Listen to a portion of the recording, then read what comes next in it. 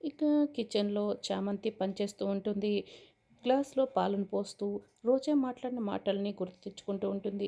నిజంగా నీకు అమ్మ కోలుకోవాలని ఉంటే రేపు ఉదయానికల్లా నాకు అమ్మ, నాన్నగా నటించడానికి ఎవరో ఒకరిని నువ్వు తీసుకురావాల్సిందే. అప్పుడు నాన్న ఎక్కడున్నాడో నీకు చెప్తాను అని రోజా చెప్పిన మాటల్ని గుర్తు తెచ్చుకుంటుంది. పాలు తీసుకొచ్చి రోజా గదిలో పెట్టేసి వెళ్తూ ఉంటుంది. రోజా కాలు మీద కాలు వేసుకొని చిటిక వేస్తూ, ఏయ్! నీకు చెప్పింది గుర్తుందా? రేపు ఉదయానికల్లా నాకు అమ్మా నాన్నలుగా ఎవరో ఒకరు ఇక్కడ ఉండాలి. లేకపోతే నేనేం చేస్తానో నీకు తెలుసు కదా అని చిటికె వేస్తూ ఇక వార్నింగ్ ఇస్తూ ఉంటుంది. చామ్ కంగారు పడుతూ ఉంటుంది. ఉదయం అవ్వగానే అవుట్ హౌస్ నుంచి చామ్ ఇంట్లోకి వస్తూ ఉంటుంది. అప్పుడే ఒక కారు వచ్చి అక్కడ ఆగుతుంది.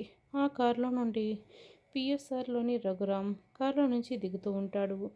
రోజాకైతే నాన్నగా నటించడానికి రఘురామ్ వచ్చాడు అన్నది రానున్న ఎపిసోడ్లో తెలుసుకుందాం.